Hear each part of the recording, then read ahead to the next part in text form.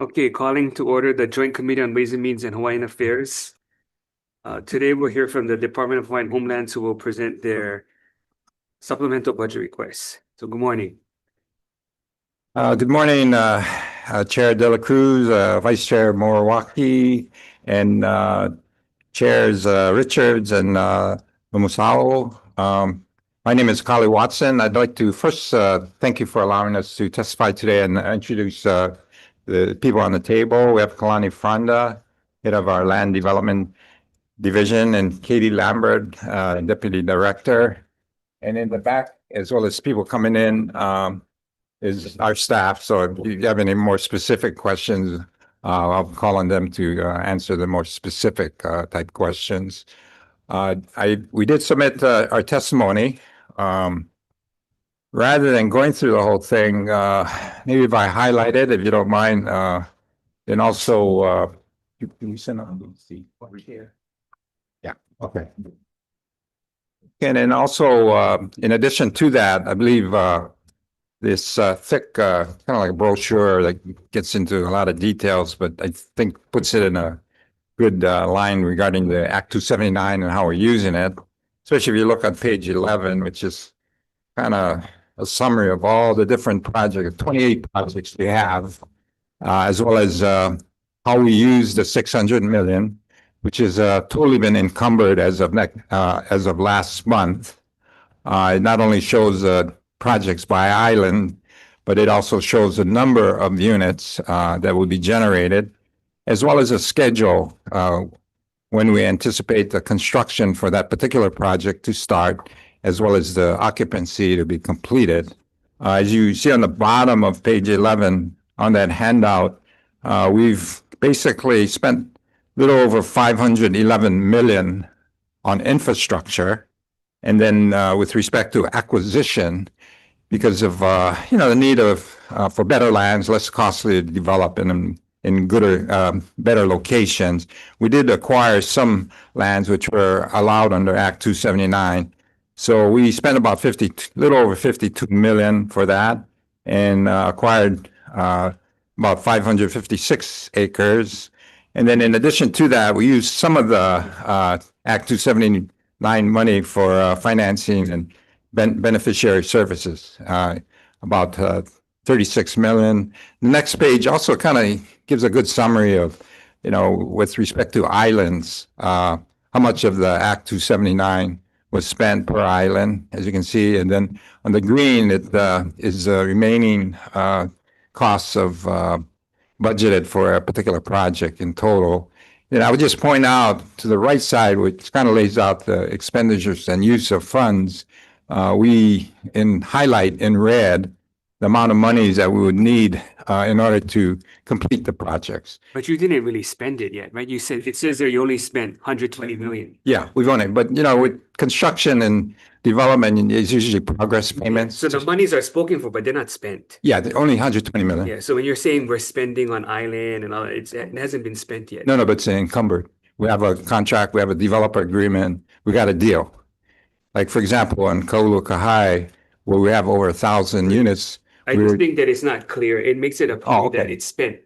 Yeah, no, versus what's budgeted for each island. It's not only budget, but more important, it's encumbered as required by the law. Yeah. We needed to get it done, so we've done it as of last month. The total is 600 million. Yeah, so even though it's encumbered, if the price changes, if something happens, then we'd have to, look to so any kind of development. If costs go up, you got to figure out how to. The tax people to believe or to leave thinking that this money was actually spent. No, it's not spent. You're correct, but it is encumbered and it's spent as the work is done. Yeah. When the work is done, you get paid. Okay. And then, we also in this handout, we kind of lay out some of the, not only areas that we are doing developments, but we also wanted to just share with you folks that we are working with the different counties, especially with water development. Water is real key. Rather than using all our money, what we'd like to do is work in partnership with the different counties, which has been actually very productive. We also have been supported by some of the counties by them setting aside For example, on Maui County, they've set aside part of their GET money to us, 20%. And so by 2030, we should receive between 80 to 90 million of their funds that we can use for infrastructure development. We are working with them on a couple of projects besides water. On this island, the city and county of Honolulu has also kind of set a precedent by not only transferring lands to, or in the process of transferring lands, but also has allocated some of their money for some CIP development. In particular, in Kailua, Kalaheo, they've transferred some lands and then also provided some infrastructure money to address the challenges for that particular site and making it usable for single-family residential. Yeah, but some of this you can go over in subject matter, but Sure. I think for purposes of today, we're only looking at the supplemental budget requests. Okay, well, I get, Members have questions after you sure. present. Let me just summarize a little bit on the supplemental budget. Table 6. You can just go to table 6. Okay. Okay.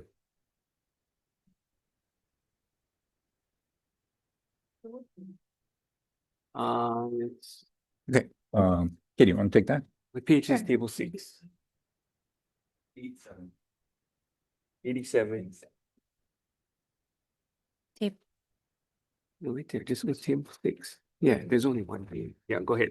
Okay. I'll have the deputy director who's kind of more versed in it on the presentation. So with respect to table 6, as most members are aware, the department crafts its budget in relation to two things. One, the Constitution that says that the legislature shall make sufficient sums for four purposes: lot development, loans, rehabilitation, and administrative and operating costs.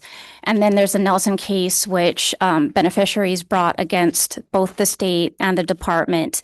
So that's just a really quick, really overview of table 6. So in relation to what we asked for versus what is reflected in the governor's budget, table 6 reflects all of the things that were not included but approved by our Hawaiian Homes Commission. So we did I ask think you're for, talking about table 4. So table 4 includes everything you asked for in the governor's decision. Table 6 only includes the governor's decision. oh, I apologize. I'm looking at the wrong table. My table 6 is the proposed Addition. budget additions. Am I? There's only one item, huh? Yeah, there's a 20 million for repair maintenance. No, Nahasda. Oh, Nahaza. Yes. Yeah, Yeah, that's the only thing that got. that's federal That- funds. Sorry, I thought we were, I heard table 6. So yes, table 4 is what the governor provided, which is a ceiling increase, a budget ceiling increase for the Nahasda revolving funds. Are we looking at different? I You apologize. could have a different table than us, but table 6 is only what is in the supplemental budget. Okay. So yes, so out of what we had, the initial department requests in table 4, Yeah. we received only our request to raise the federal fund revolving loan ceiling for our Nahasda. And that's because with the accelerated lot developments through Act 279, our Nahasda program is finding that it is offering, or we want to offer more Nahasda loans, which are 0% interest loans for beneficiaries who are AMI 80% and below. And we have at the revolving fund that currently exists was created. My understanding is that it was created by budget proviso in 2021, and it's just been at 7 million. And it served its purpose up till now. So my understanding from our program staff is that we have actually offered and will surpass the 7 million ceiling in this current year, 2026. So when we're looking at 2027, we are requesting an increase, and we do have specifics as to why we need that. So I do know that our program has quantified why it's needs to be raised to $23 million. And we can provide that. I apologize, I don't have that right in front of me, but we can provide that. Okay, so you don't have the breakdown as to why you need to go from 7 to 23. Not at the table, but we can provide that. Okay, You have a waiting list? You We have have a a- waiting list in terms of knowing that you do have the need for the raising it 3 times? Yeah, so we actually have loans that are basically encumbered, or we have named beneficiaries for loans, and we do have that information. So you do have a waiting list that you can provide to us? no, it's more than just a waiting list. It's It's actually- justification from going from 7 to 23. So it could be more things than just a waiting list. So thank you for that question, Senator. I'm Lehua Kinilaukano.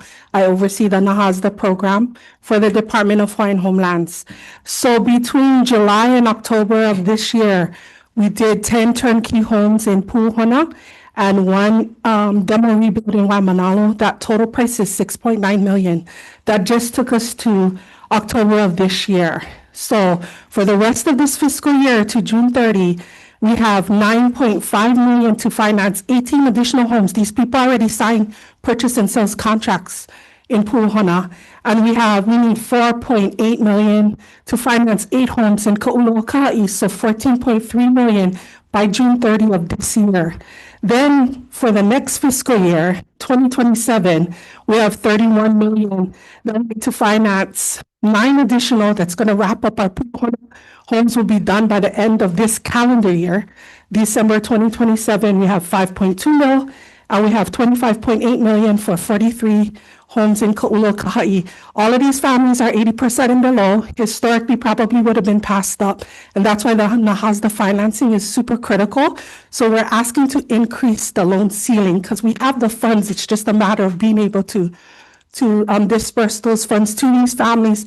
Again, for Pu'uhona, all of the contracts are signed.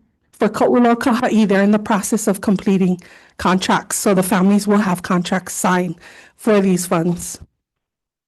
How much is it per family that you're giving? So the homes are running from the 2-bedroom homes in Pu'uhona is our lowest costing is about 411,000.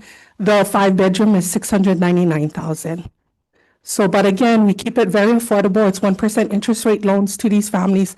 With the interest rate going right now in the market, it's very difficult to finance that. Okay, so the 23 million, but you said you're gonna need 31 in the next fiscal. True. I know we're running high, Senator. I will clearly acknowledge that to you. We didn't anticipate this. We expected some of the families to be 27, it's only gonna be what you read. the 31 million, and that's minimum. If I do habitat homes at 0%. Those are a lot slower. They're 1 or 2 on the different. Because you're, No, I get you. Yeah, It's 'cause, high. It's no, high. it's not that it's high, I'm just trying to understand the math because there's nothing to adjust for the current fiscal year. Correct. You're saying that there's 23 million for the next fiscal year, Correct. but then you mentioned 31. Correct. So is that for fiscal year 28? That's for fiscal year 27, Senator.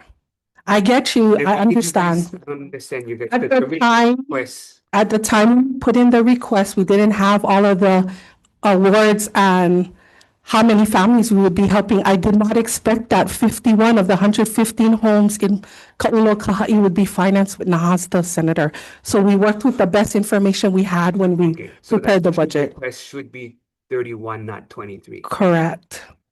The reason why it's 23 is because it's an additional, so we already have 7 plus the 23 makes it that's 30, but correct. he is But to speaking. Senator, the 7 is already spent. It was spent as of October. Okay, so the 6.9. So you need 23 on top of that, or you need Correct. 31 on top of that? I need 23 on top of the 7, but yes, we need a total of 31 for 2027, correct. 26, we need another, If there's gonna be an adjustment, are you gonna try to see if the governor can send down a GM? so we're pursuing 2 options, Senator, to try and just be fully transparent. One is to look at the loan increase for the ceiling as we've asked for. The other is we're trying to pursue if we can just have the funds dispersed directly from the Native Hawaiian Housing Block Grant. So we may ask for an increase in the federal fund ceiling of the end fund ceiling, so we could look at either option. So full transparency, we're looking at either Oh, way. that's fine. So if you guys are gonna I'm just trying to figure out the mechanism for the Correct. adjustment. So are you gonna work with BNF and the governor's office to send down a GM to adjust the numbers that are gonna come down? We can't do that if need be. Again, it's an evolving No, that's situation. a better Yeah, approach. sure. Yeah, We can do it Because- that way, Senator. okay. Okay, any other questions on table 6? Okay, members, any questions on any of the tables? Just on 15, which is the CIP, you're asking for, Yeah, but they only got one. yeah, They only got the first one. you mean 19, you mean, Yeah, Mm. table 15, table 15. So, there's only one. yeah, one Yeah, request. they asked for the 2, but the 19 governor only gave 1. 19.1292 million. It's R&M. Yeah.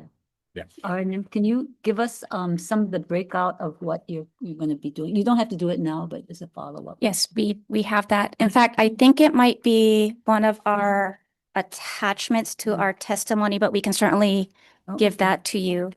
If you look at attachment 10, and this was just recently modified, so I apologize.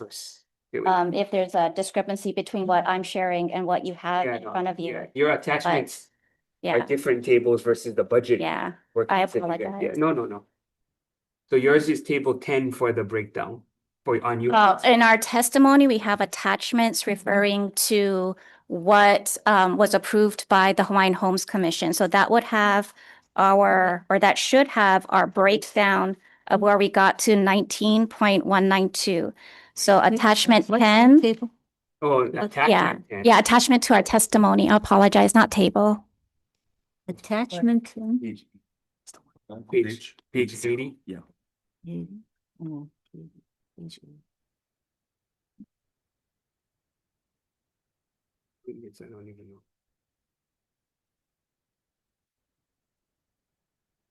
know. Mm, 0. Sorry, that didn't work. Okay, yeah. yeah. Oh, okay. Okay. Okay, so you have the 4 projects on the Big Island, the 1 project on Kauai, 1 project on Maui, and then 1, 2, 3, 4. Well, several projects on Waianae, Nanakuli, Waimanalo, and then island-wide, Mhm. Correct. and then Telcom statewide. That's correct.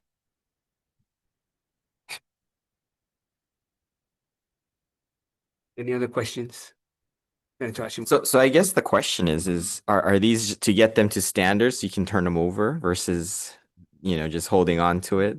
That's correct. So what's the timeline of the turnover? Because I know you have staffing issues to work on this, but are we going to get to that point of turnover? Because I think that's for us. it's costing it quite a bit, right?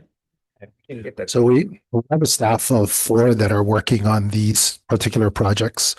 And we have a schedule that we're working on as well. We're actually starting in the city and county of Honolulu, having those discussions, as well as the memorandum of agreement to be able to do that. So there are discussions, and we're also having those discussions with the various DPWs, public works in the other municipalities.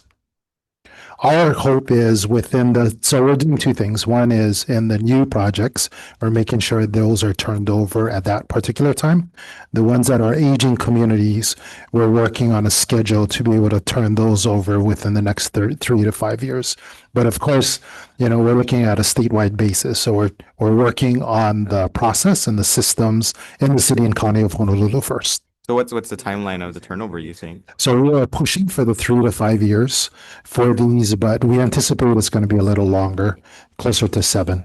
Well, I think when you new projects, you do have to proceed very carefully, right? Because I think, HHFDC learned this and I know you guys want to go fast with certain projects, but I think the infrastructure part is key that we don't necessarily do it. And then it's in our hands before before the county commits to taking over, because now we're looking at the costs, right, of all these projects that we still hold on to. And it just keeps adding up and it never ends, right? Correct. So, So we've activated those types of agreements during infrastructure.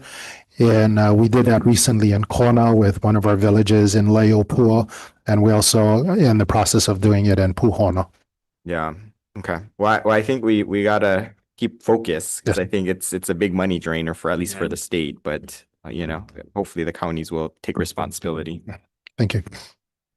Do you guys already have an MOA as to which standard you have to meet?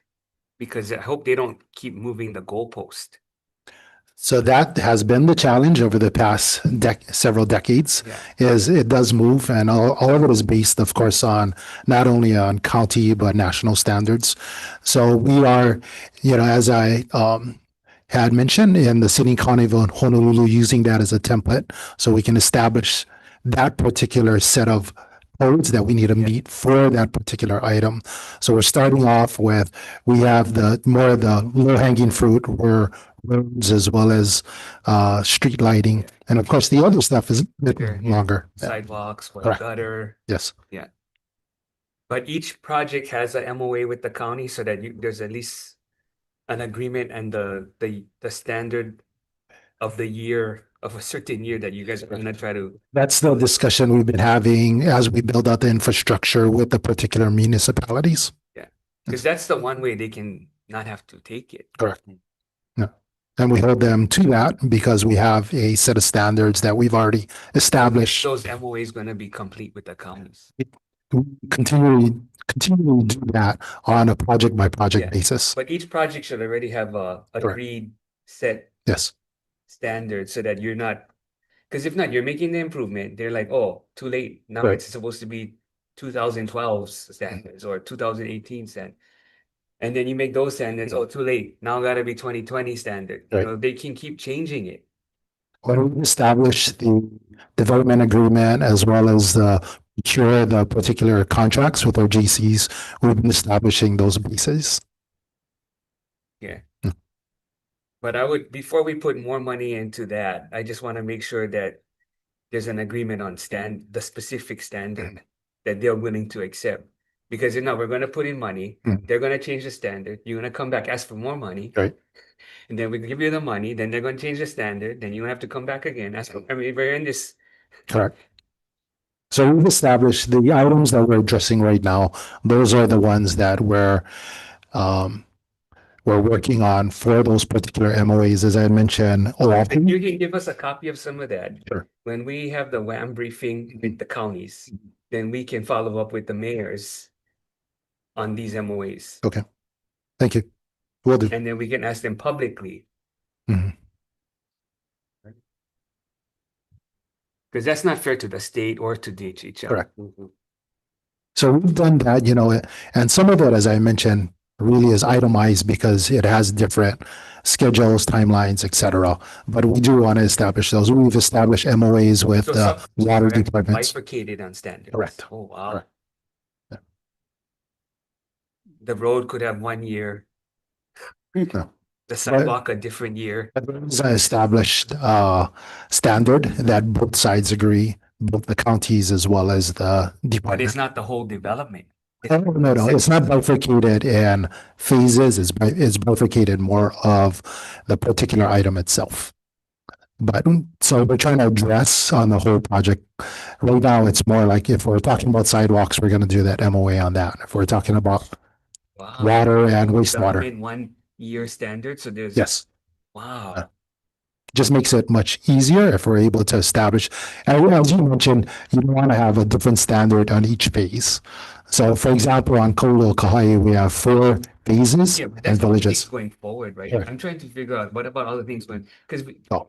we still got other ones from how long ago they haven't extended. And that's what I think Senator. We're actually going on about 100 years for some of these communities. And then that's the reason why we wanted to work with a combination of having those discussions, not only with the department, but also with various legal counsels, corp counsel, and AG's office on really identifying that what needs to be within those MOAs. Because when I was doing CIP almost 10 years ago, we gave money to Papa Kolea. And I don't know if the city for sewer, and I don't know if the city ever accepted it yet. See, I mean, We're still working. 10 years. Right. And we funded that 10 years ago. So I'm not sure what the new standard is that you need to ask for more money so you can, this thing is bad. I mean, that we want to prevent, as Senator Hashimoto is alluding to, is kind of, continue to ask for the same particular project. So that's the reason for the MOAs. So then we can set that standard, get So it done whatever based upon. information you have, you can give that to us before we meet with the mayors. Thank you. Just follow up on that one. When you're talking about the streets, are they more inclined to insist upon complete streets, or are they amenable? Because I know in Waimea, we have a path and people like that. They far prefer it over the sidewalks. Is that amenable? Is that the municipalities, are they open to that kind of little bit of wiggle room?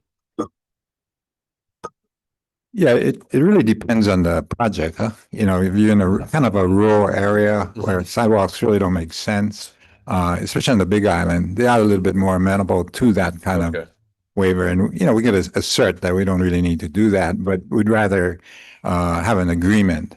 Now, talking about the Papakolea, that's been a real challenge because the infrastructure is so antiquated, and to fix it and bring it up to standards is a real challenge. So we've been working with Representative Case. We're looking to get significant funding from him to improve those. But those kind of areas, as well as say in Kapolei, where we are still battling with the counties under Act 227, Session Law 2014, which mandates that they take it over for those that have been completed after mid the 1990s.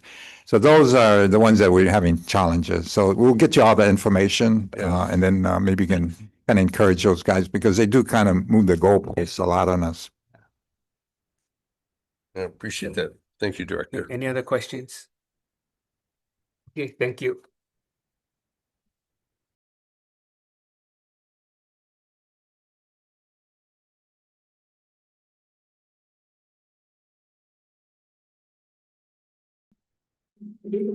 Okay, calling to order the Joint Committee on Ways and Means and Public Safety and Military Affairs.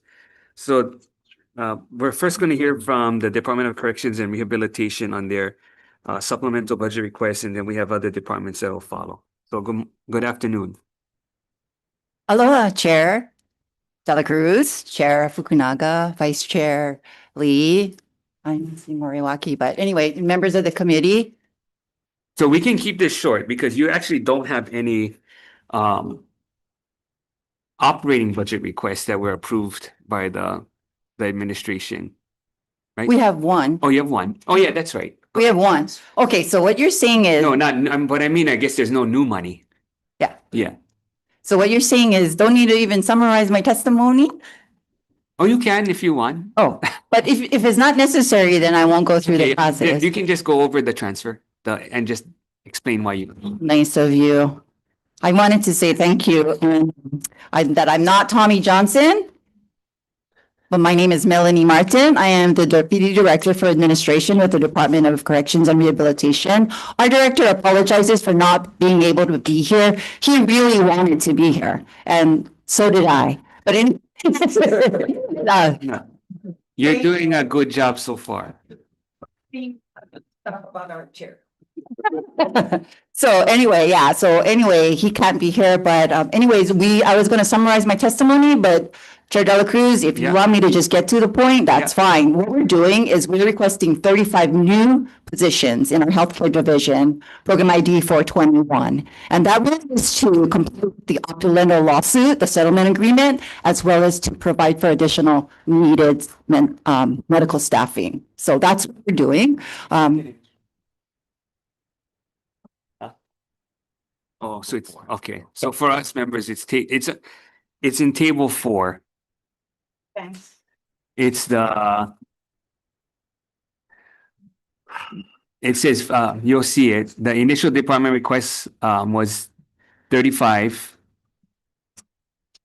And then BNF cut it down, but the governor's office reinstated the 35.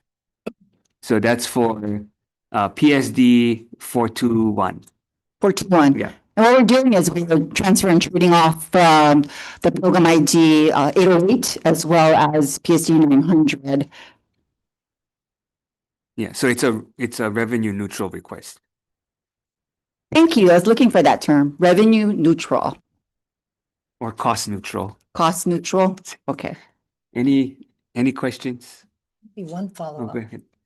With respect to the 35 positions, it sounded as though in some of the previous comments that the director has made is that you envision this taking kind of more than 1 year, and so you're going to be phasing it in segments, right? Can you Correct. explain some of that? So we're actually asking for partial funding because it's a lot of positions, right? 35 positions. So we're just wanting to establish the positions at this point so we can get them on the books to kind of offset any Department of Justice or any kind of Yeah. mandate, right? So we're just trying to get it on the books right now. So we have some positions at 3 months funding and then some at 6 months. And we'll come in to ask for full funding in the future. Thank you. Any questions? Senator Elefante. Thank you, Chair. I have a question on the roadway going to Waiava Correctional Facility. Have you guys thought about programming funds for CIP to repave that road, going up to Milani Mortuary up to Waiava? I agree. It needs to be repaved. Is that a state road? No. Yeah, that's a private road. It's multiple owners though. Yeah. Isn't it like Kamehameha Schools or something? Yeah. So, Senator, Do you know if there's an MOA with cost agreement? That I'm not aware of. Okay. Tess, can you check? If what the agreement is with the different landowners on improvements? There's none? Okay, we might want to do a reso urging for different landowners in the department to do Yeah. Get Just to Joint get it agreement, started, yeah. at least talk about it. Yeah. Thank you, Chair. Yeah, go ahead. With regards to the additional Hawaii Big Island, the Hilo Community Correctional Facility. And it always has been controversial with the Kona. So do we have any future plans to create a Kona center or facility to house the new, I guess, felons or whoever, instead of driving them over to Hilo, which has been, getting involved with overcrowding for the Hilo facility? thank you, Senator. Yes, actually, that's part of our long-term goals. It's summarized in my testimony. So there's estimated up to 40% of the individuals in HCC, they're from the Kona side. And it's really making it hard for families to come and visit, as well as the wear and tear on our vehicles. We put to like 35,000 miles on our vehicles because of these daily transfers. So yes, To the shortage of the employees in Kona. That's yes, why we have the OT, the overtime that's, can't help it. Yeah. yes. So it is part of our long-term goal to build a West Hawaii. To like how many, because we just completed the new building at Hilo, which thanks, that it finally has been added. Correct. The 48 bed housing unit is completed in December 2024. That's correct. And still not enough. Because No. we're still taking in the Kona, kind of balance that's coming in. Yes, yes. So, but you're saying long term, so like, No, but there is I think number 10, yeah, your priority Mm-hmm. in the CIP. okay, so. So it says new West Hawaii Jail and Community Center. Good. Yes, it's part of our long-term goal, Senator. But the dollar amount, Dollar amount. it was, oh, that, okay. No, we don't have a dollar amount right now because it's too early to tell. It will depend on the type of where our site is our selection of our site, whether there's infrastructure there, as well as the kind of building we're gonna do, whether we're gonna do standard. But it wasn't approved. Oh, is that what it was? Thank you. I have one more to add. My understanding, unless somebody here has the answer, I understand perhaps with the new courthouse, they may be doing something on the ground to add a couple of rooms. Did you hear of anything? Let's find out how come. Can somebody confirm that later? See if there's something going on right now to see if there will be an expansion of a few rooms in the courthouse. Certainly, we can get that to you. Okay, We can get that to you. I mean, that'll be great temporarily to house some of them. Okay. Since you guys are futuristically looking to build, since the lease is going to be terminated at Pakalola, it's in the middle of Hilo and Kona. Was you going to look for something like that by Pakalola?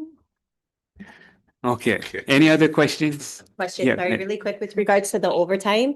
I'm not sure if the department has any Table 13. plans to kind of curb the overtime. And so I just wanted to get your response because apparently it's costing about $2.4 million fiscal year 2026. So what is your folks' solution to that? We really need to invest in more staff. Yeah, So so I- look at table 11. Uh.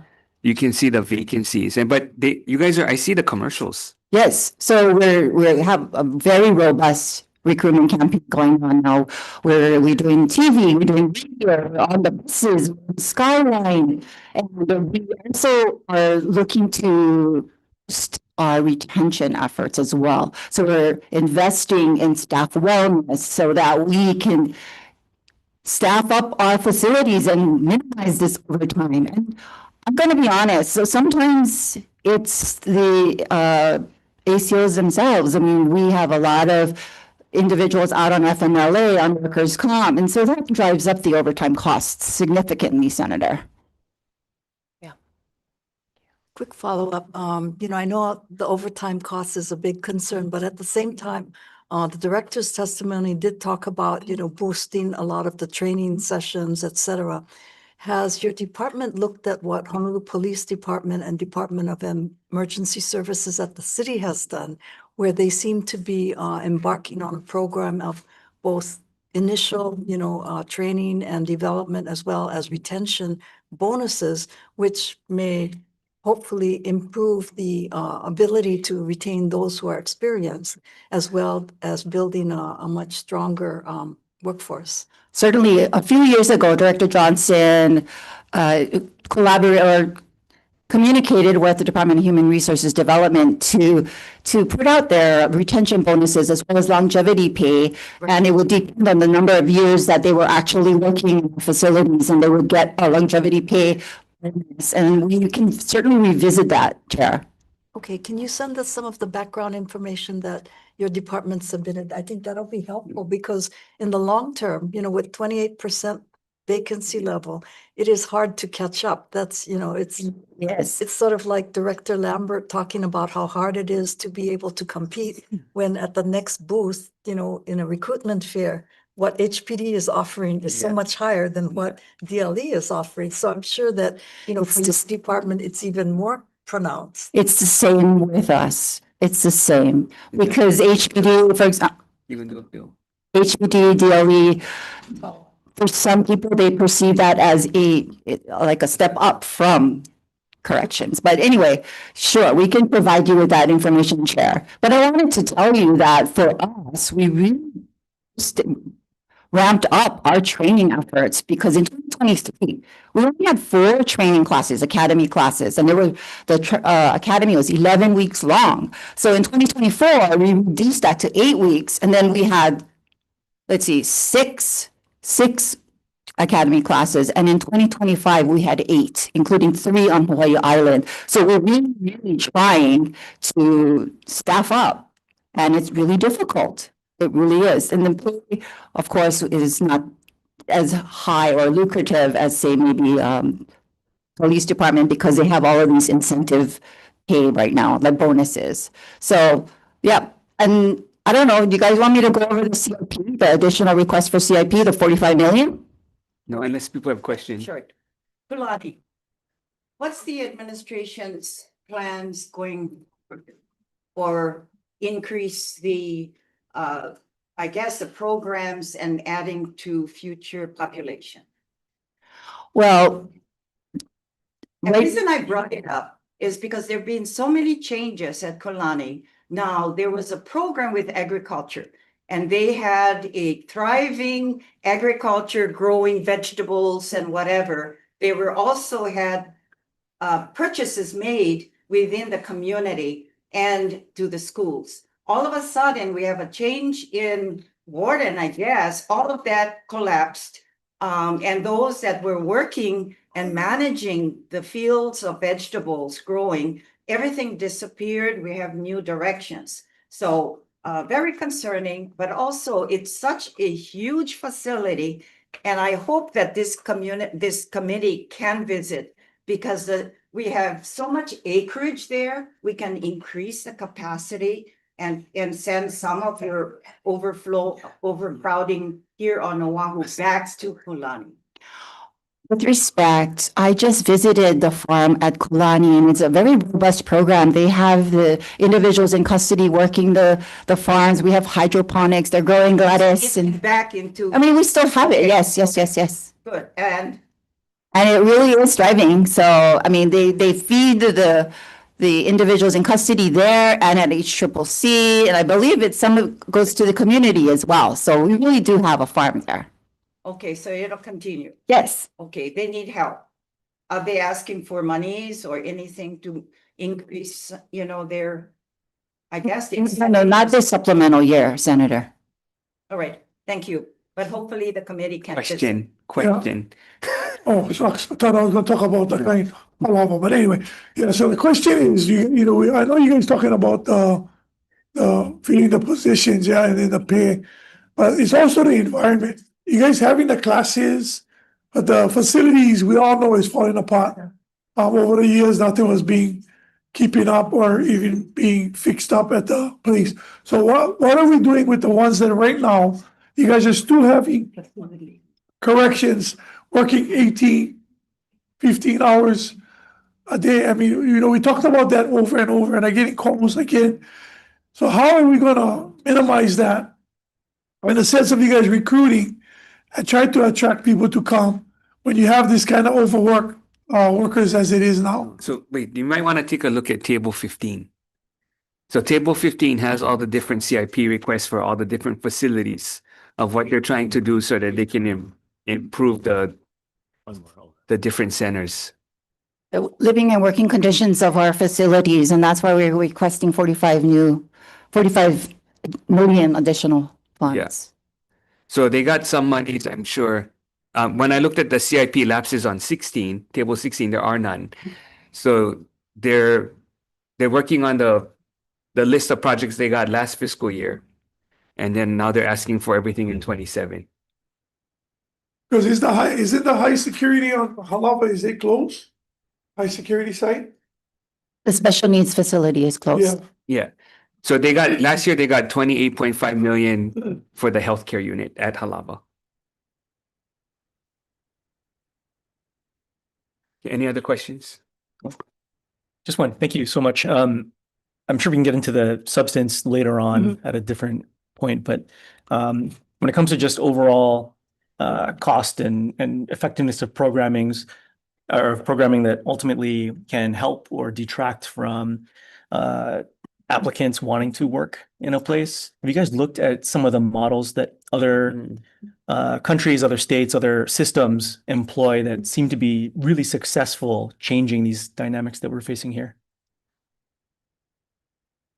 I do believe we did some research on the Norway prison system and their facilities, and we can continue to do that. And I think that for us, we really need to focus on staffing and getting the right people into our facilities, because without staff there, we really cannot have any kind of prison reform. And we also focus on staff wellness, because if the staff are not healthy and well, we cannot have prison reform. So that's what we're focusing on. And in terms of Senator Favela's question about the 24 and the shift work, what was your question again? Sorry.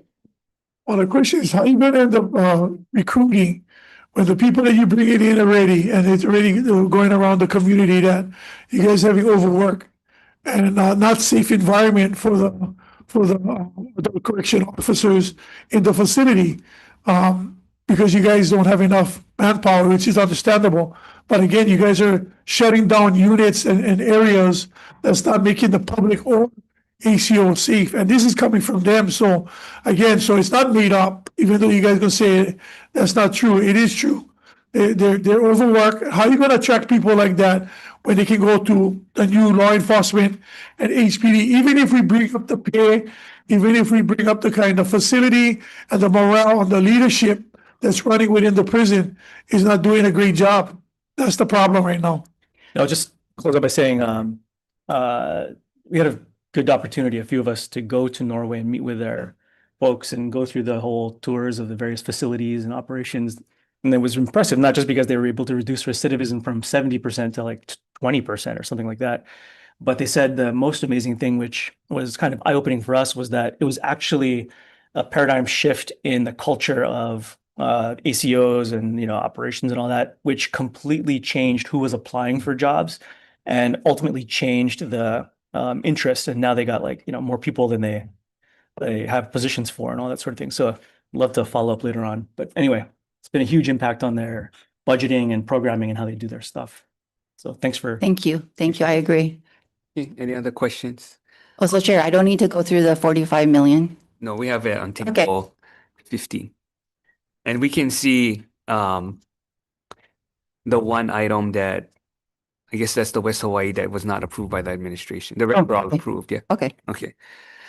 Okay, we're gonna recess until 12:30 so we can get Department of Defense to present their supplemental budget request. So mahalo.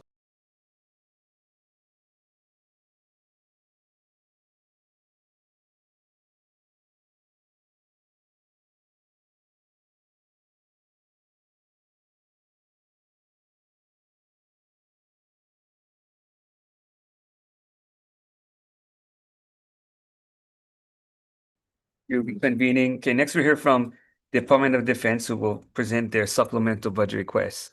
So members, we'll just go straight to table 6 after introductions. Good afternoon. Okay. Chair Dela Cruz, Chair Fukunaga, Vice Chair Lee, and committee members. I'm Major General Steve Logan, the Adjutant General for the State of Hawaii Department of Defense. Aloha, good afternoon, and of course, Happy New Year. Thank you. Aloha. Thank you. The following informational briefing provides the department's supplemental budget request for state fiscal years 26 and 27. If you would, please allow me to introduce the Hawaii DoD team. With me to my left is Deputy Adjutant General Brigadier General Philip L. Mallory, call sign Buddha. Chief of Staff of the Hawaii Army National Guard, Colonel Ronald Hogston. The Administrator of the Hawaii Emergency Management Agency, Colonel Retired James Barros. The Administrator of the Community Programs that oversees the Youth and Job Challenge Academies, Brigadier General Retired Bruce Oliveira. Director of the Office of Veteran Services, Lieutenant Colonel John Alamoden, could not be here today because of his military duty, but we do have all of his data points. The Military Support Officer, Brigadier General Retired Neil Mitsuyoshi, who your staffs are probably most familiar with because he represents our department. The department's new Human Resources Officer, Stephen Sung, and the Chief Engineering Officer, Major Shao Lee. The primary mission of the State of Hawaii Department of Defense is to enable a safe, secure, and thriving state and nation. Our vision is to be trusted, to be ready, and to be responsive.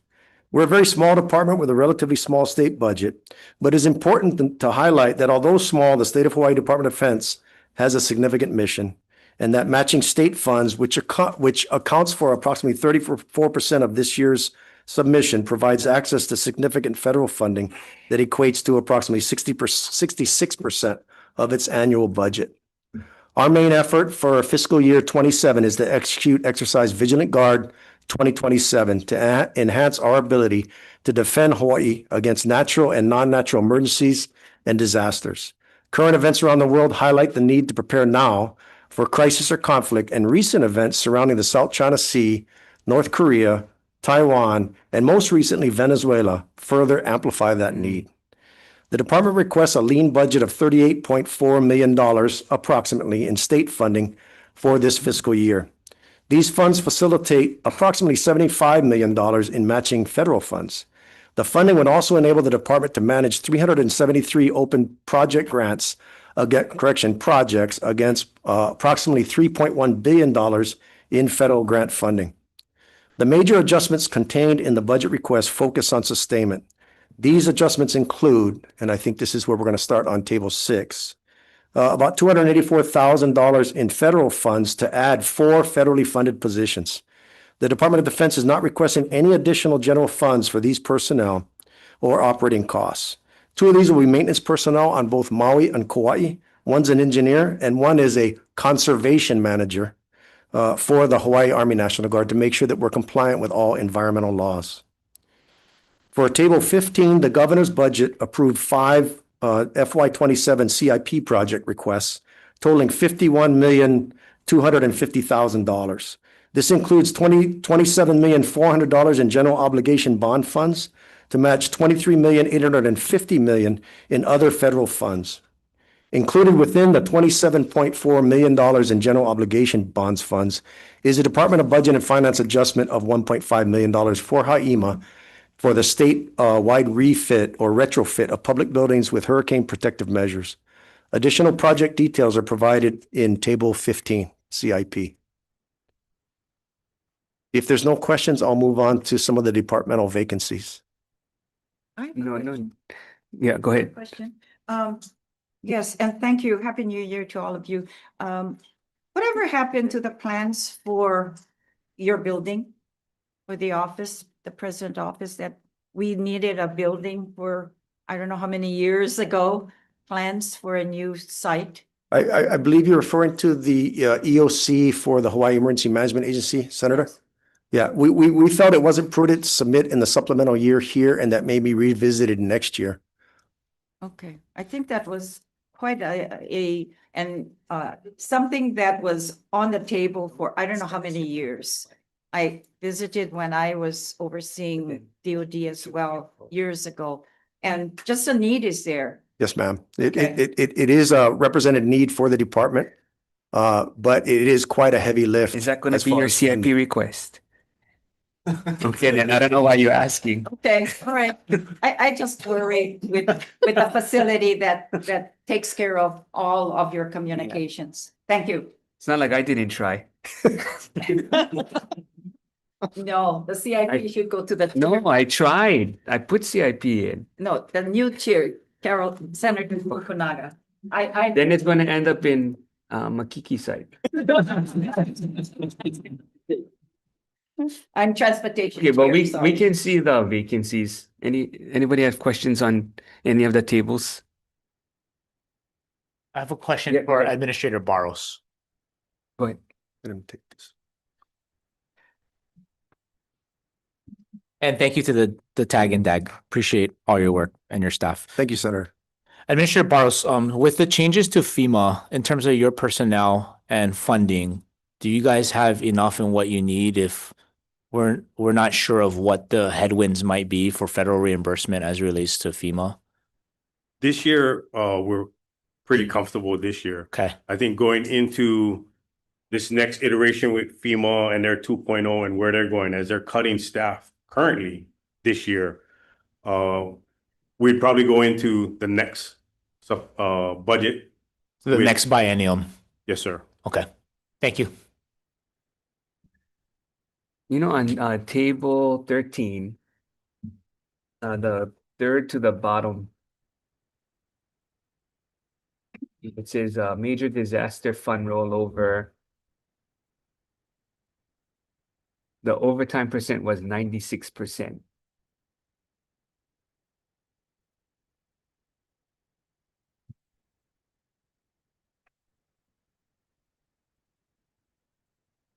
That was only for 25, so there's nothing in 20 estimated for 26. I'll have to consult real quick, but I believe that's a typographical error. Oh, okay.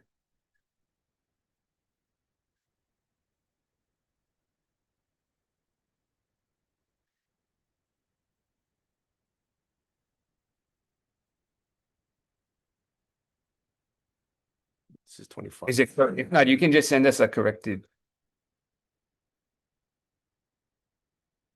So are we going to update this? Yeah. Senator, Understand. Okay. let us go back, Yeah, reconvene, okay, and we'll that's send you an updated corrected table. Any other questions? Okay, if not, we'll recess. I guess we only need what, couple minutes?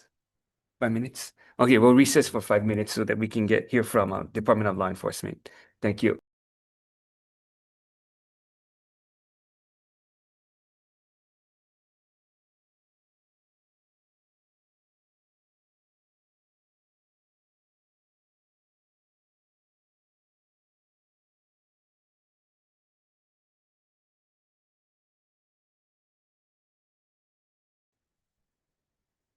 Okay, reconvening. Next, we'll hear from the Department of Defense. I'm sorry, we did that.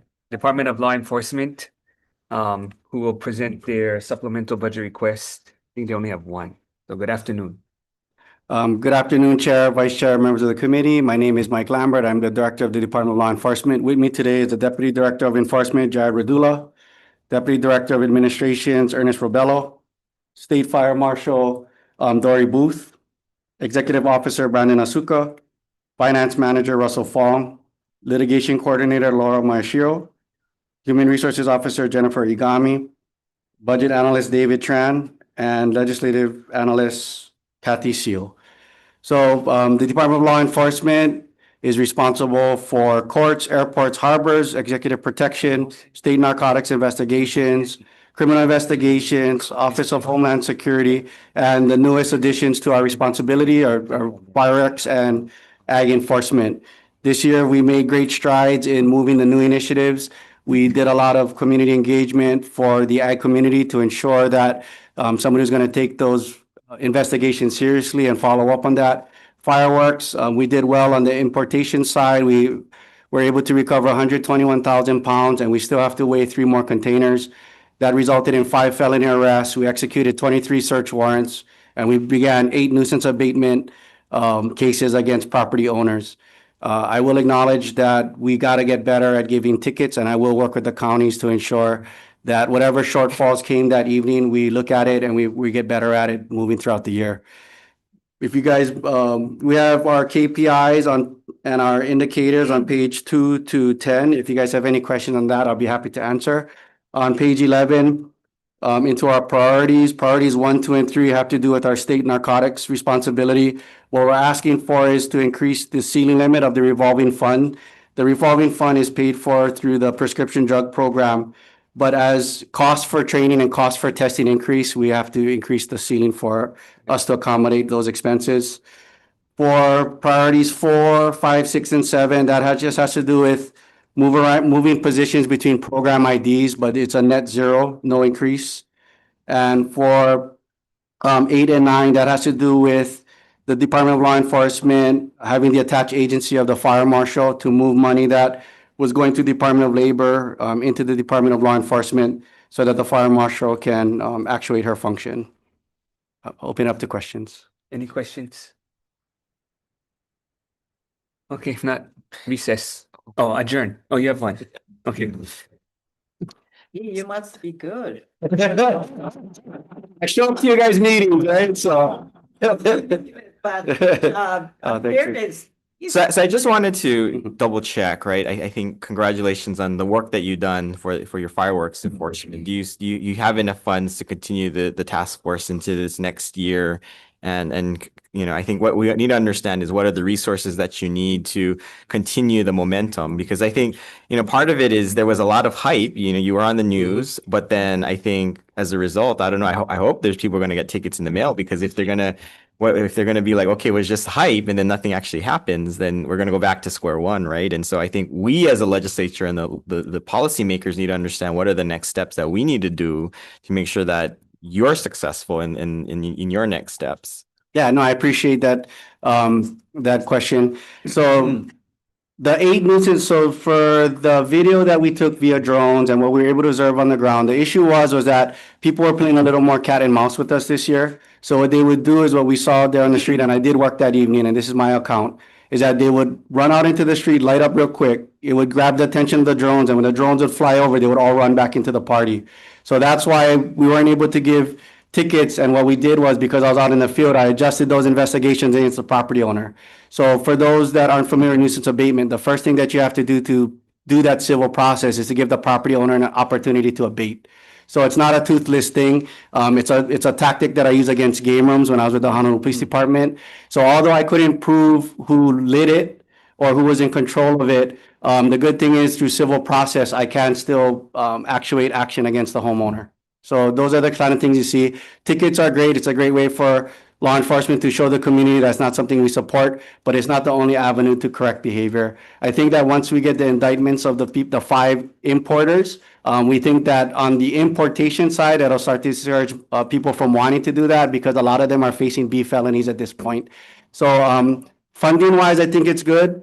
And we just have to step up, giving more tickets. And it's just something that we just have to own as a law enforcement community, that we fell short on that portion, but we did really well in other sections of enforcement. Well, and I think at a certain point, I don't know what that entails of what, informing the property owner, but we got to give notice, right? Because if they think nobody's watching, then they're just going to continue to do this. And we got to anticipate that cat and mouse game, right? Because as things ramp up, they're going to be like, oh, okay, I'm going to evade them somehow. But I think it's just, we got to be, we have to understand what are the next steps, right? Absolutely. So the letters we're actually in final draft. We're working the AG's office to have the final format. Once I sign those, then it would be sent certified mail to the property owners.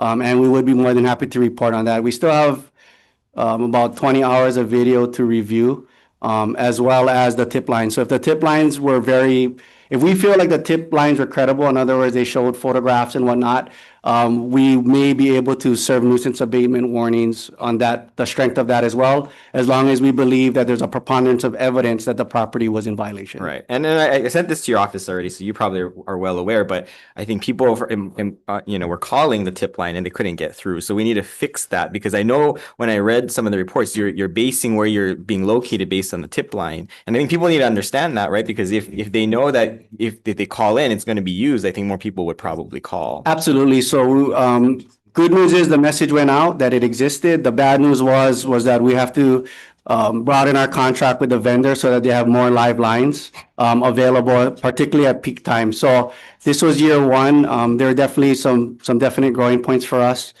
Senator. So we're going to tackle those and work on it and be ready for next year. Okay. Thank you, Chair. Question. Yeah, you should ask.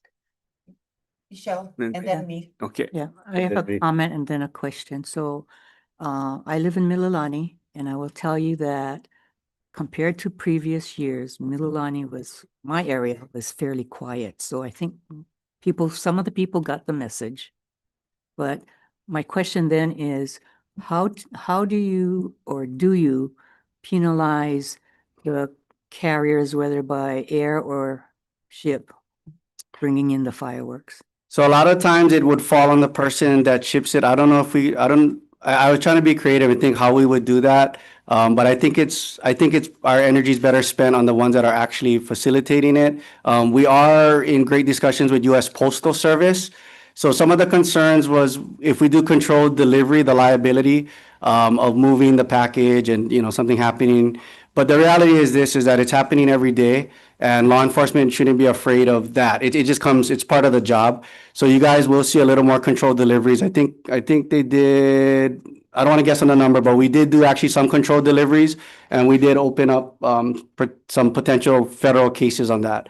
So on top of the state cases, the cat was out of the bag for the Big Island one, where the IRS was participating with us. They're actually participating with us on 2 other investigations, which I'm not at liberty to disclose, but I'm pretty confident that when those come down, that they will create an impact. So are they coming in by mail, or are people carrying them in? Vast majority are containers. Unfortunately, we did have one airport person that did try to bring it through the airport, and that one is going to be investigated federally. We do have people that will send it through the mail. So we got to just track all avenues. Predominantly on the state, we're really trying to focus on the containers, because a container can have anywhere from 5 to 20,000 pounds, depending on how it's shipped, versus in the mail, we're talking anywhere from 10 to 50 pounds, depending on what it is. So we want to attack all areas, but we definitely want to be mindful of our funding and put it where we can get the most in one crack. But thank you for your comment. I do appreciate that. Short. New Year's Eve, was there drones used in East Hawaii? So we had them all over. So the state drones were in NIA. I'm not sure if the county was utilizing their drones in East Honolulu. So because we're a tiny aid. Hawaii for Big Island. I'm sorry, no, they didn't. There was a request by. Because there's quite a few of the aerials. Yeah. I mean, it was quiet, but because I live on the bay, that I could see all of Waikea and going on to Volcano, that there were a lot. So I mean, unusually a lot for this year, but not like last year. So we will definitely work on it Chief Mahuna has requested a drone. I wasn't able to execute that contract in time to supply him with one for this year, but we're gonna execute additional funding for drones, and we are gonna give them, I think we're looking at one for now. And perhaps depending on how our funding looks like in this supplemental year, we might be able to provide them with two. And what that would do is provide them that aerial capability. I think that their drones are potentially, let me back up a little. If any drones were made in China prior to December 23rd, typically they're gonna lose the ability to fly, so they need to have an American-made drone, which we have. So we're gonna be looking at supplementing Hawaii County with those. But the drones doesn't necessarily have to be only investigating or flying over for fireworks. The counties can use it for other means as well, right? Absolutely. So one of the biggest things that we're using it for, particularly in Honolulu County, is 3D mapping of crime areas. So what will happen is when there's a shooting, our drones, the state drones, have actually been helping the Honolulu Police Department do 3D renderings of the crime scene. So not only are they're being used throughout the year for a lot of things. Some of the things, because we do have the fire marshal within our office, some of the things that we want to do is do at least seasonal overlays, so that you folks can see, what areas become dry seasonally and what areas become affected, 4 times throughout the year at least. In November or October, myself and Majority Leader, we did a mission to Taiwan, and there was a large conference, international conference there, and they had the drone exhibition area, and amazing, the drones that they had were so new, and I was very impressed with the ability of how that particular drone they had displayed to cover many other areas. So that was rather interesting. Yeah, you can share, please. No, and it was several years ago, so a few years now, I'm sure they're a lot better too. That was last year we went. Yeah. But nonetheless. So I went with you the first time. Oh, sorry, you didn't go second time. The next big one is in Japan, so if anybody wants to go there. But nonetheless, though, and the relationship with Taiwan and China, so they didn't want to display China stuff. But I'm not sure if it was created and developed within Taiwan, which is a friend of the US. So. Okay. But we're keeping it safe. It's all US drones, if anybody's curious, yeah. Is it made? Where's the Skydio factory? Yeah, Arizona, we think, yeah. I know, but it's in America. In our country. In our country, yeah.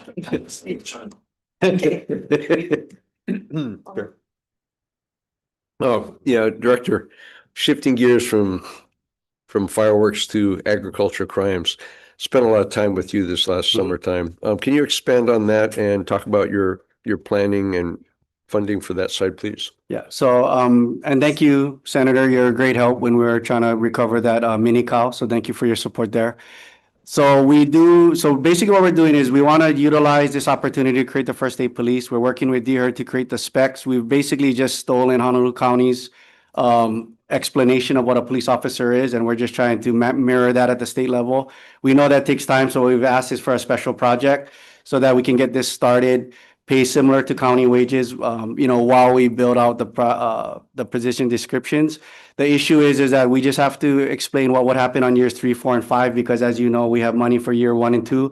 The question I have to answer is what happens after that in regards to the funding.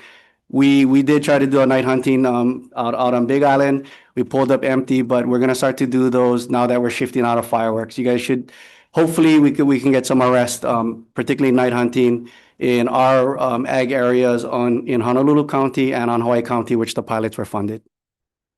Thank you. The bill had positions and money. Correct. Okay. So at what point are you guys going to ask for the positions to be in the base? I think after the pilot period, we're confident that that's the way it's going to trend, but we just want to deliver on the pilot period. At which point, then we would hope that through that either as a special project being converted into long-term costs, or running the special project all the way through and then asking. I guess that would be kind of dependent on the success, at which point I would ask for it to be in regular operating. Yeah, but why not at least ask for the positions with no money, so that whoever you recruit they at least can see that there's a transition. If not, you're just gonna wait till the end of the pilot, there's no position. That's a great, that's great advice, sir. So we'll definitely work on having that transition plan for that.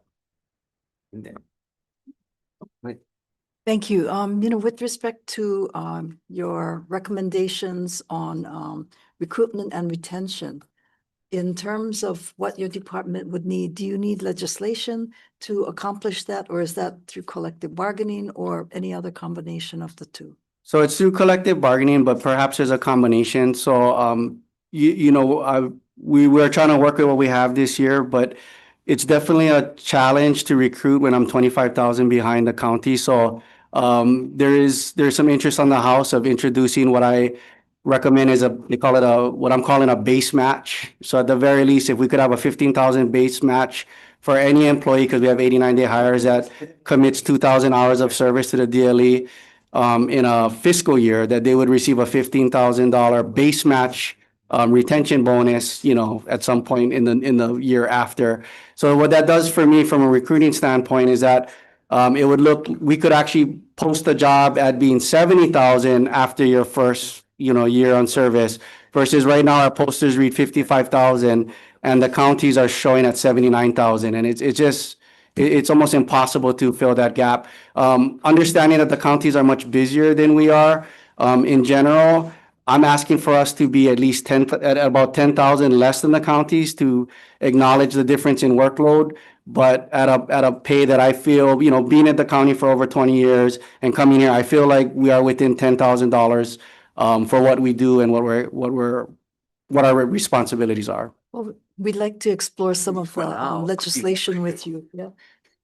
Yeah, at some point, I'm one of those where let's go at 15,000, and as we show value and as my department grows, at some point, maybe we attract by paying higher. Just to let everybody know, the counties nationally, the average pay for a county officer is 80,000, and actually for state troopers, sheriffs, whatnot, is actually 90,000. So we're one of the only states in the nation that pay less for state law enforcement.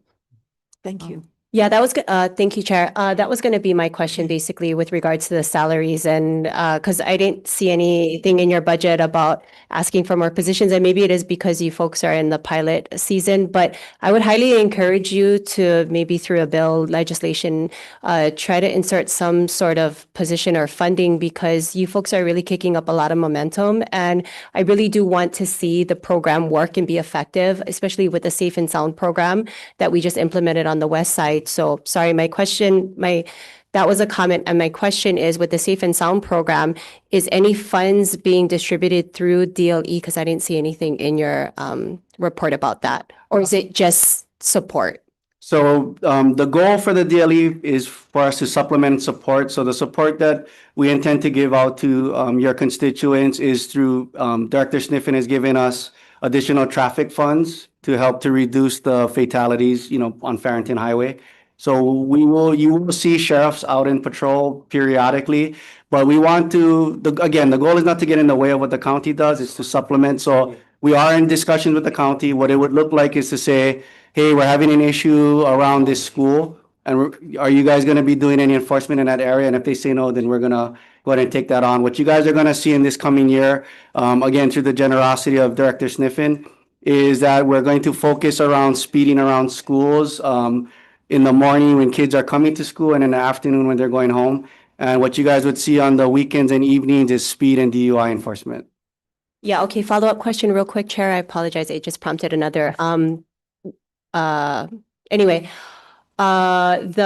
is it Shot Spotter? The technology for Safe and Sound program that will identify within 10 feet, I think it was, of a gunshot? Correct. Where is the funding coming from that, and how quickly will we be able to place So those? we're utilizing it out of the fireworks money because it has a secondary purpose for fireworks sound. So what we're gonna do is utilize the Shot Spotter to give us an actual scientific gauge if we're improving year over year. But it does give us accuracy within 10 feet of where a gunshot was generated. Because we're state, we're gonna blanket it Waianae High School, Waianae Intermediate and Elementary, as well as Nanakuli, and the same.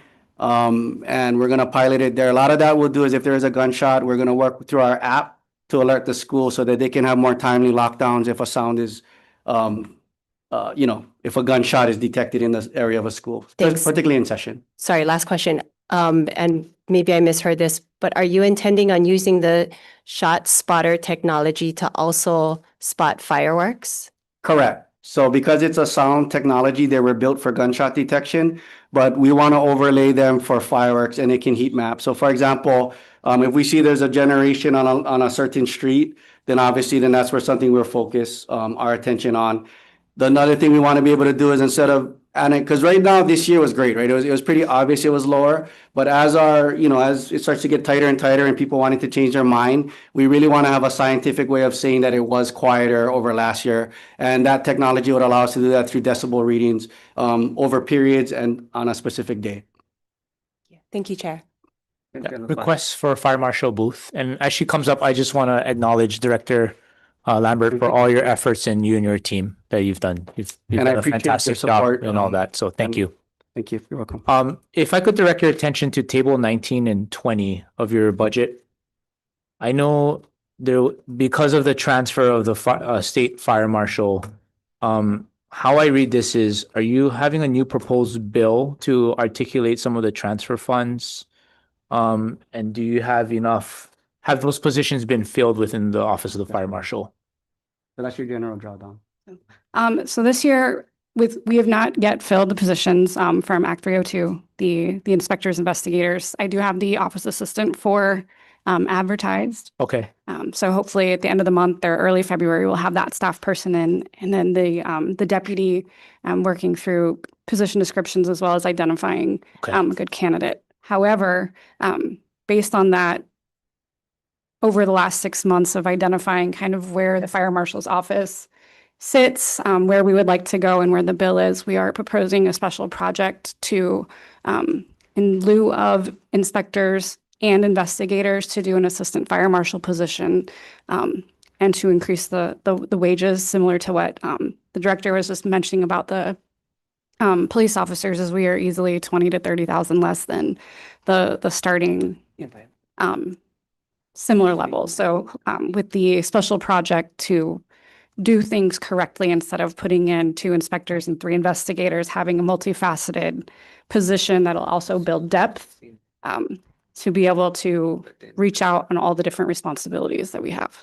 Okay, so you have the funds, you just have to advertise positions to hire, and there's no bill that's needed to articulate that.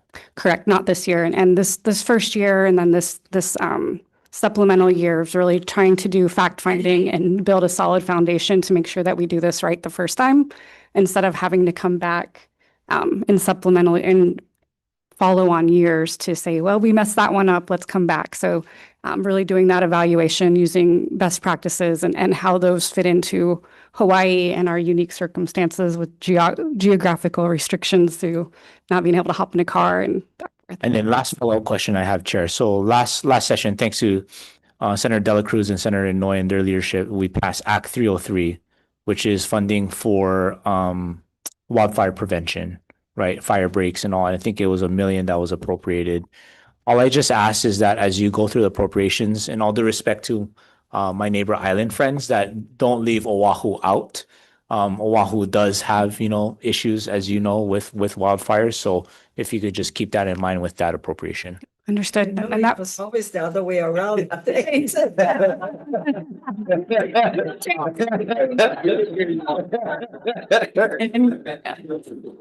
Thank you. And Senator, with that, I believe that went through DOFA. So, but I do work with Mike pretty closely. So as we continue to evaluate the high risk hotspots throughout the entire state, and yes, in Oahu, we definitely have our share of problems on our island too. So it'll really be doing those triages and identifying, the risk assessments and where we're at. So it's my intention is to make sure it's Thank you. spread out. You're welcome, sir. Thank you, Chair. Go ahead. So follow up. So I know you said you guys are using a technology shot spotter. So you guys already have that all funded and paid for? Right now we do. The dollar amount I can share once we execute contract, but we do have enough for now. But we've been very ambitious with technology, so we might need infusions as we go. When the Department of Law Enforcement was created, there's a large tech budget that was given on that year. A lot of those contracts are gonna expire in FY 28 or 29.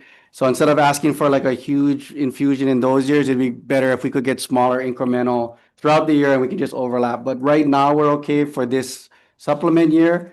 It'd be nice to get a slight infusion so we can get ahead of some of these contracts, but on the biennium, we are gonna have some aggressive asks to make sure we can continue on. Yes, I'm glad you guys taking a lead because I came up with that bill. First came over here. County did it, Honolulu County did it. All the neighbor islands wanted it. And when Jared was against the senator there, Keokolole, thought it was a great idea. So I'm glad you guys taking a lead on that because it is a need. Too bad I'm not doing Ever Beach because I wanted Ever Beach to be the pilot program, but that's okay. But I'm okay with the west side. you stick in some money, I'll put it over there. Thank you, Chair. So going back to the fire marshal, so it doesn't sound like you were able to spend the 2.2 million that you got last year then. Not at this point, sir, but we do have a plan of action to include getting some contracts out to assist with community relations, public relations to really start building out those footprints, but also doing an assessment throughout the state to identify those out of the 8,000 buildings that are on the state's insurance books to really come back and identify realistic expectations to determine how we're going to inspect buildings. Currently, the bill does say annually. Okay, can you give us a new breakdown? Because it's in the bill how the money is supposed to be spent. Yes, so we are working together with finance as well to get that broken down better. So we should have that. Okay, but I almost think you have to amend the bill. Because it's clear, it's not like the regular budget bill. In this bill, it actually outlines how the money is going to get spent. It's almost like a proviso. And if you guys are going to change how you're going to spend it, then you might have to amend the bill. Understood. We can work together to make sure to verify that what we're doing is Because it's outlined 206,000 for your position, 189,000 for the deputy, 40,000 for the office assistant. I mean, and then it's doubled. It's a little less, maybe like 20,000 of operational costs in the second year. Understood. We'll work together to make sure that with whichever we do need to do with it, that it's accurate as soon as possible. So how many contracts do you have now? Now we have one that's in the process of getting ready to go out for RFP, and that will be the public relations, communications, or community relations, to really help set up the websites, testimony, bill tracking. How much is that contract? We did not put a cap on it, but Yeah, but what you mean you don't have a cap? So the bill only allows so much money. it would be within the O&E fund budget for sure. So I wouldn't pull from staffing. Okay. But you only have 1.3 for operations, costs, and equipment and expenses of your office. Yes, sir. So we'll make sure that it does not exceed the operation. So expenses. it's for government relations? It's basically where all the staff that I don't have currently for the administrative website, public relations, helping track bills, media campaigns, and I'm trying to think of the words that I'm looking for. Even though she's an attached agency chair, I am trying to work with her on it. I think what the fire marshal is trying to get at is that because she can't acquire her staff quick enough. The research portion is she intends to contract that out to a consultant. Okay, but the staff that was originally in the bill are basically investigators and inspectors. Correct, and that's where the contract that's coming in is because to set up the office and get the foundation laid, the inspectors and investigators that were originally approved is not the best fit for the moment in time that we're at in establishing the office. Yeah. And that's where the special project, as well as the contract and working with the governor's office to kind of go through and with Brandon and DLE. The bill as written or the act is clear about what you need to focus on. Mm-hmm. So if you're going to change that, then you have to change the law. Understood. I hear what you're saying, and we'll definitely look into it to make sure that we're doing it right. And if it does need to be changed, we will, but, or work through it. Okay, so there's no way that you can get administrative help either from the governor's office or DLE in regards to bill tracking? Some of that, yes, for the bill tracking, but it also goes into outreach materials,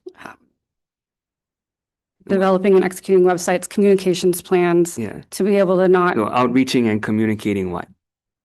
as we go through and identify our the programs from the state fire marshals, such as wildfire education, Yeah. community So risk do you think you should reduction. establish that first before you hire somebody to go and promote it? Yes, so. But having those, some of them are already ingrained and taking those on from the state fire council or bringing them back into the state realm and building upon those. So. Okay, well, I guess it would be interesting to see what your program is before we start funding any kind of promotion of them. Any other questions? One more. Table 16, please. So the CIP lapses for the Sheriff's Division on Calvi Street near the airport. Can you update us on that? And what are we facing here as far as a lapse? So with that project, we weren't able to execute a movement of it. The biggest hurdle that we were having with that is identifying a new spot. We were able to identify a new spot at Enterprise Lot. So even though we lapsed the 4, where we want to utilize the 3 for planning, one of the biggest liabilities that we have is that our holding facilities do not meet spec, which means that we cannot be certified. The most simple thing is it doesn't have running water in the cell. So that lapse was out of my hands. It kind of ended before I could get here, but the additional $3 million that we do have, we're actually already working with design and planning. And there is a CIP ask to help us get portables while we look for a long-term home. So we're kind of in a bridge situation because we need a true headquarters, we need a true training facility, and we realize that asking for those large amounts in a supplementary year is unlikely. So we're asking for small amounts to try to get us through this period where we can give you guys a better plan. Because one of the biggest things which the Attorney General's office will likely release soon is the OIR report, which was an assessment of the DLE to include a period when I took over. And it outlines like 47 recommendations that wasn't happening with the department. One of the biggest things is us not having a formal headquarters, which is, and again, it's tough, but I hope that people can understand that although law enforcement doesn't create money for the state, it actually does indirectly, because if it's a safe place to travel, tourism goes up. If we're able to make sure that our agriculture community is not getting ripped off, they can reduce product and we can compete with our mainland competitors. So I just hope that, when times get tough, people can understand that there needs to be an investment in law enforcement. Thank you. Thank you, Chair. Chair, one quick comment. Director, I just want to thank you guys when we're doing that search warrant and all. You were in communication with the county police, and then I called the police chief. They were very appreciative of you guys working together. So thanks for doing that. And thank you for your help again. Yeah, you just established the position. Oh, you're done. I'm good. Go ahead. Actually, I wanted to know, is there specific information regarding DLE, HPD, sheriffs, where the line of duties are drawn and you don't encroach into each other's, or you do? Is there any written? There's no geographic mapping.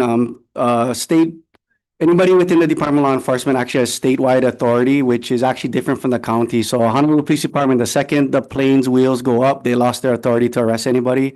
For us, it floats throughout the state.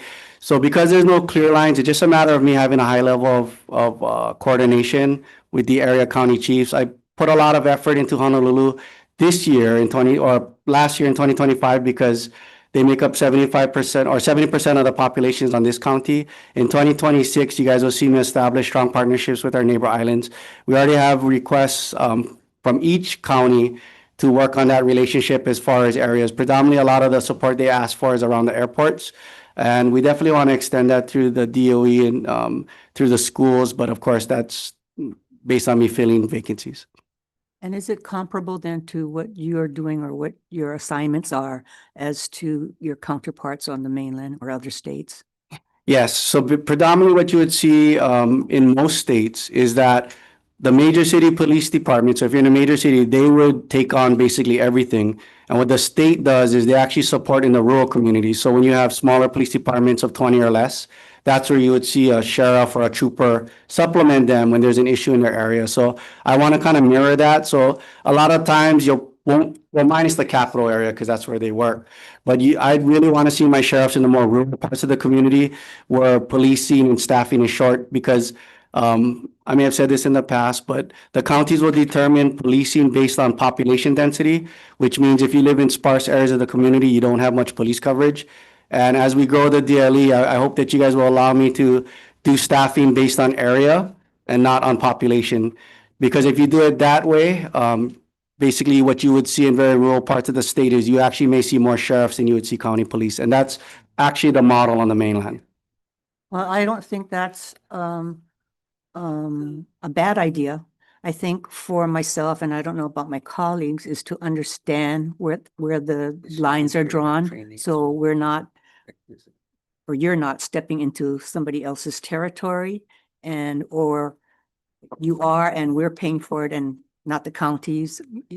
I don't know if you understand what I'm trying. No, I absolutely understand. Is that, are we going beyond, are we stretching too far beyond? It's just hard because within the state responsibilities, schools, libraries or whatnot, they're like these little kind of dots that are surrounded by county. So we rely on the county to take care of it. But really, from a fundamental standpoint, that's actually the DLE's kuleana. We just don't have enough staffing to do it. So what I want to really do is look at areas where there is a lot of dense state property, a lot of dense state responsibility, and making sure that the DLA is patrolling that. I really do believe when you have tight clusters of schools, we need to be working as a state to make sure that there's a sheriff that is pinging between. So for example, we see Nanakuli, Waianae asking for officers there. It's hard to fill.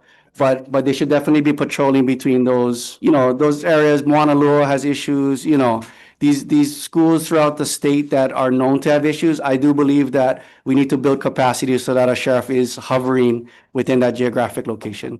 Great. And that's kind of what I meant, is that to make sure that we're helping each other, but not stepping on each other's toes, and not that we're going to be sued or you're going to be sued for a wrongdoing that should have been HPDs or whatever. And I don't know, again, I don't know how they do it on the mainland or if there's any state that has a written policy or whatever, but I think it would help us better understand that what you do is not just specifically on state property, et cetera. Yeah. Thank you. No, yeah, we'll work on something to give you guys a visual representation of where we can be expected. Thank you. Question, Chair, on this table 16 regarding the Kiabi Street property. So what's happening is you're keeping that property or you're relocating from that Kiabi Street? We would like to relocate. So at the Calvary Street property, we have our special operations section. So those are the people that do high risk warrants and do evictions. Because we have to consolidate space, it's also our holding facility is. We can only do, there's only. That's in East Honolulu, right? Kakako. By the airport. By UH. Whatever happened to the building that was owned by DOT Highways that was the airplane that crashed into it? It was right airport. Well, then it's right by it. Oh, I'm not sure. The airport, but I understand from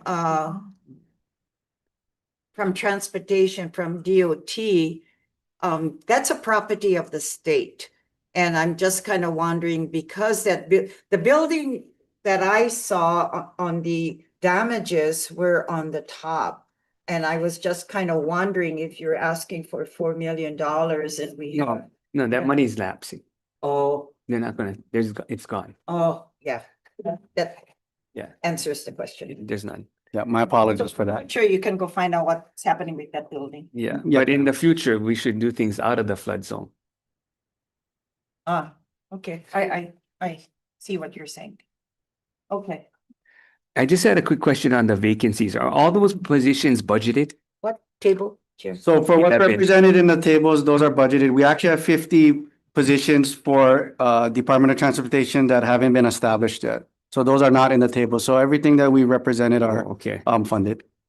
Can you just, fill those two columns? Some of them probably, there is no actual salary last paid. I would assume. Yeah, so my apologies on that. We didn't populate it, but we do have a copy here, which I Yeah. can hand to you after Because this. some of them are probably just new positions. Yeah. Okay, and then table 24, 25, nothing in response to wildfire.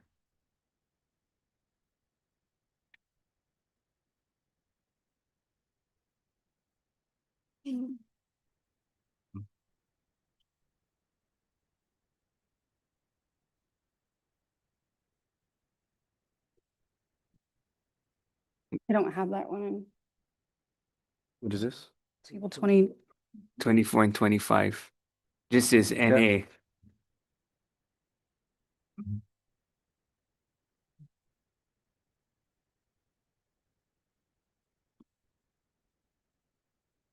Too soon? Yeah, Chair- Chair, co-chair, thank you. So for 24, Reintroduce yourself Okay. again. my name is Russell Fong, the ASO for the Department of Law Enforcement or Administrative Services Officer. And for the tabs 1, 24 and 25 for the wildfire, we have Yeah. nothing for that Oh, okay. for this year or Okay. last year. Thank you. Any other questions? Okay, adjourn.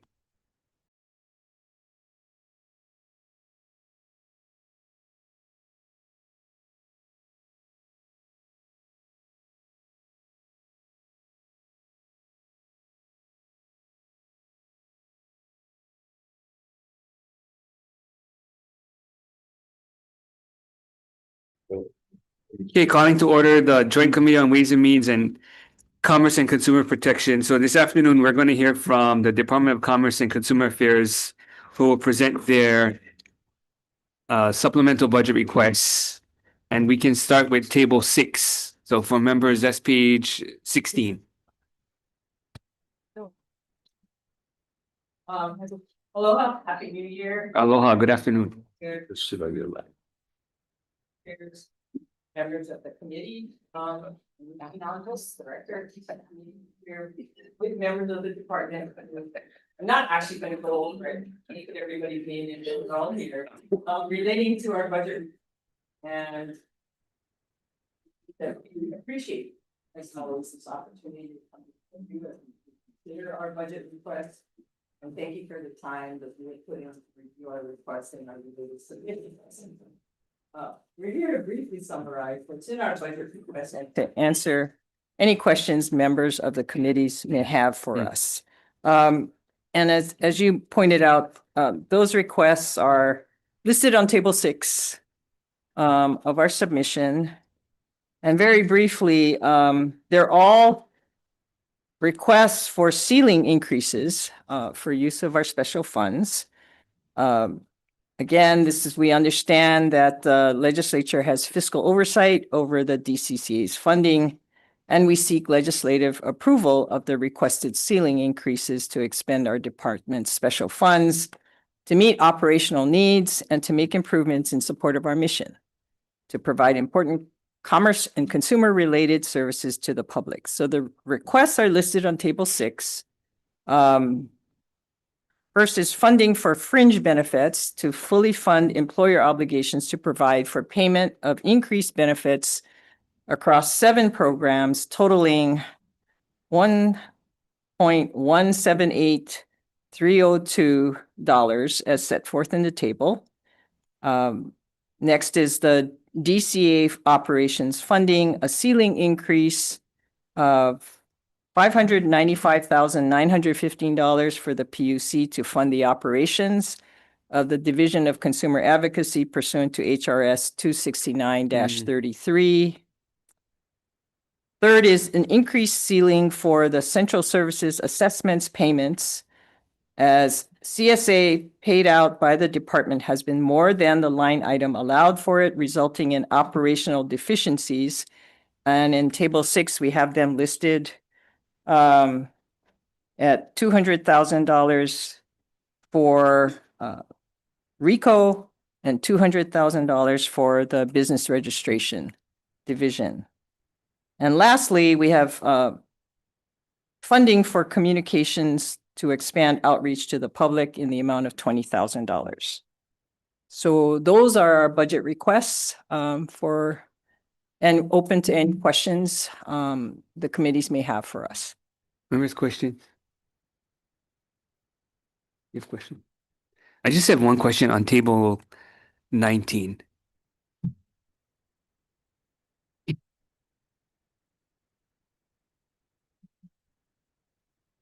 So do you know if that amount is factored into the governor's financial plan, or is that in addition to? This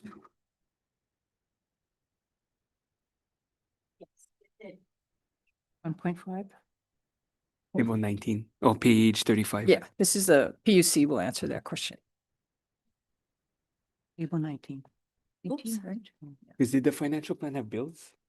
Oh, it did.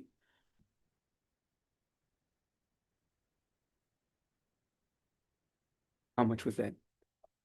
1.5 for this. Good afternoon, Good Jody afternoon. Chai, Executive Officer of the PUC. I believe it is part of the governor's package. No, yeah, so so it's part of the package. I was just wondering if that dollar amount is in the governor's financial plan. I'm not. If not, we can ask the governor's office. Yes, we'll Yeah. check on that. Okay. Any other questions? Here, that's interesting, regarding the same topic. How many of energy programs are scattered throughout the state? I mean, we have an energy office and some are with OPSD. And this program is with DHS. So why? Correct. It's because the intent of that program is to support the Families. Yes, correct. Home stuff. Interesting. Is there any other energy programs within DCCA with you guys? No, this is the only energy stuff. I believe so. Right. Oh, okay. So this isn't the same, GEMS doesn't cover this already. I will defer to one of the commissioners.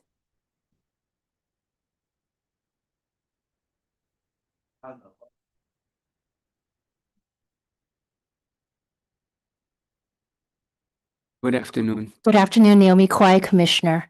To answer your question regarding different energy programs that we do have a number of energy programs to support low income as well as energy efficiency programs throughout the commission.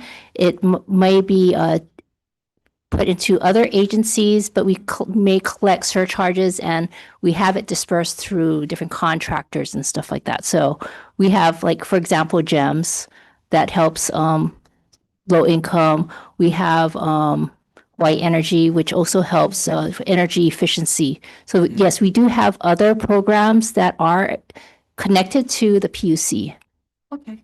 So this program is just a subsidy for, It's for low income. And so there is a federal program, LIHEAP, that is slowly being phased out by the federal government. We're trying to keep the subsidies up for the lower income people by creating a high yeah, heat. so the subsidies is for electric bills. Yes, that's correct. And that grant program is feds.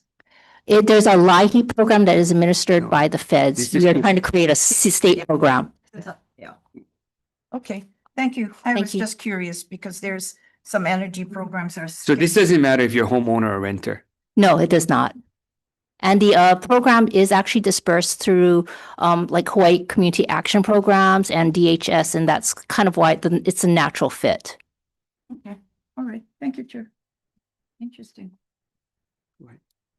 Yeah. Oh, go ahead. I had a kind of a follow-up question on some constituent inquiries that I received earlier last year where members of the public had raised concerns about access to meeting minutes and other kind of documentation associated with one of your boards, specifically contractor licensing board, where there had been kind of a big backlog over a period of time. And I understand that the department has embarked on a series of I guess, video broadcasts, as well as use of AI tools to help kind of address some of these kinds of backlogs. And I was wondering if Deputy Director Hazama could comment on the status and where things stand at this point for the department. Yeah, so we've just the appropriate video technology equipment, so we can now stream our board meetings. In regards to the minutes, we are utilizing our Gemini AI product that we have, that we're also using for our web pages and our call center to help us produce our minutes. So basically, we feed it the recordings, and it basically creates the minutes for us to review. So I think what has taken us maybe 2 or 3, 4 weeks to produce a meeting minute for a board now takes us about 5 to 10 minutes to produce that minute. So it will enable us to post the minutes faster. Are you kind of, I guess, updating your website, to let people know that you are, trying to make the information available a lot more quickly? Yes. Okay, thank you. That's very helpful. Right. No other questions? Question. So, page 2 of your testimony, it says, because you folks are suffering pretty significant vacancies, it says that it can take 3 to 5 years to fully train newly technical and field staff workers. Do you see that? Yes. Page 2 of your testimony. Okay, I see it. Yeah. I'm sorry. So I'm just curious on what the MQs are and what would require 3 to 5 years of a fully trained technical and field Well, staff. we may need to call up the specific divisions because, we have 9 public-facing divisions that handle all kinds of things. But we have some areas, for example, the consumer advocate has to have specially trained and qualified individuals to do the analyst kind of work that's required. I can call up individuals. You know which section Well, or? No, well, this is in your testimony of page 2, so I don't know where the intent of this statement was drafted from or what position If I specifically. may, let's just have the PUC come up and explain some of the challenges they've had with vacancies. Yeah, and to my point is with the vacancies, are we drawing out the training process 3 to 5 years to train field and technical and field staff? So can we condense that process to get more vacancies filled? Is that why we're encountering a longer vacancy, is because the training is taking 3 to 5 years? I don't think that was us. Yeah. The PUC. And I'm not sure what your question is. No, she's just saying that on page 2 of your testimony. you have here, we have experienced challenges encountered while filling critical personnel vacancies and retention of staff. Recruiting and retain qualified personnel remains a top priority, especially as it can take 3 to 5 years to fully train new technical and field staff. While this is not unique to DCCA, we will pursue innovative ways to recruit and retain personnel, working closely with DHERD. So I guess what she's asking is, what are the innovative ways to recruit and retain personnel that you're going to pursue? Well, I think we can maybe call up some, I don't think it's a. As a department. Call up whoever you were talking about. If I may just say, so the PUC, we have now, I think we've maintained 5 vacancies. In fact, this year, because we had 68 positions, we had an additional position. Our vacancy rate is now 7.4%. And we have used Indeed Smart Sourcing to hire 25% of our candidates are because we use this smart sourcing to actually go out and recruit. We have a robust onboarding program. Engagement in our organization is highly important. We want every employee to feel valued. And so from the moment they step foot in the door, we welcome them. We provide enough, onboarding, orientation to ensure that they can hit the ground running. So we've set all of that up and we continue to have a values team with activities. So in terms of retention, we have a very solid retention rate. So I'm not sure. But I get what, I'm not sure I agree with that statement either, but we can bring that up with the chair when they get appointed. I think if we can move to whoever you were referring to I might in that statement. draw up some, Mike. no, just in general though, I mean, if that's your philosophy or your testimony says as a department, you're going to do this. So I don't know. Yeah, and who's then also in charge of that. your complaints are backlogged. There's 2,500 complaints per year. So per year receives in excess of 2,500 complaints. So your data is contradictive to your testimony, which you're telling us in person is a whole nother. So I'm just trying to find the consistency. You're saying something different. Page 2 of your testimony says something different, but then here we have a backlog of an excess of 2,500 complaints. So I'm trying to find where the cracks are. And it doesn't seem like anybody's able to give me that answer. And you folks were the ones who provided the testimony. So you're asking me what position I'm talking about. And I'm asking you what position you're talking about, because homeowners are suffering the homeowners are suffering with the unlicensed. I mean, I can go down the list, and for the sake of time, I'm not going to go through that. I was just addressing your folks' statement, posing the question, why does it take 3 to 5 years? And I'm asking you guys what you guys are talking about. It doesn't seem like you guys can answer that. But then, Well, who drafted that particular paragraph? On the amount of time that needed. No, your whole paragraph. Right. Recruiting. the letter, who wrote the testimony? And to clarify, I'm only speaking on behalf of PUC. I Yeah. can't speak on behalf of the entire department. Yeah. I don't know.